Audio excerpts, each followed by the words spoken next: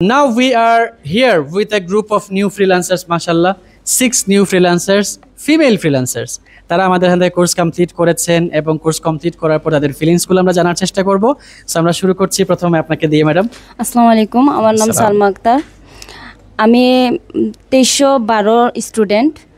আমি স্পেশাল কেয়ারে আসার পরে আমি একটা রিমোট জব পাইছি, 2টা পাইছিলাম স্পেশালি। এখন আরেকটা আমি রিমোট জব করতেছি, মান্থলি 15,000 টাকা। রিমোট জব করতেছেন মানতে শুরু হয়ে গেছে ওটা? জি, ভেরি গুড, তালি দিবেন সবাই। অ্যাপ্রিশিয়েট দ্যাট, মাশাআল্লাহ। স্যার আমি ফ্রিল্যান্সিং শুরু করছিলাম যাতে মেয়ে যেহেতু হয়েছি আমার সংসার করতে হবে, আমি চাইছিলাম সংসারের পাশাপাশি একটা ইনকামের সোর্স খোঁজার জন্য।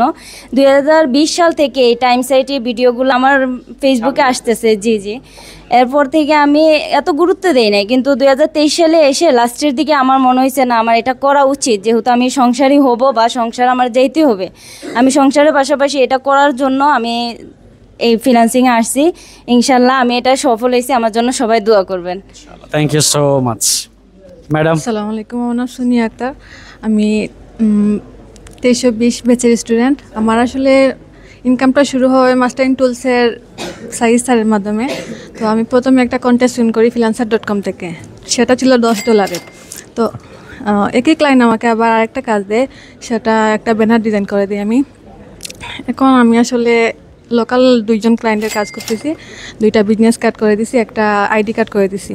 তো নতুনদের ক্ষেত্রে আমি এটাই বলবো, বিশেষ করে মেয়েদের ক্ষেত্রে এখন অনেকেই মেয়েদেরকে বোঝা মনে করেন। তো তাদেরকে বলবো যে ঘরে বসে না থেকে ফ্রিল্যান্সিং শুরু করে যেন ওরা ইনকাম করে। Thank you so much, thank you so much madam.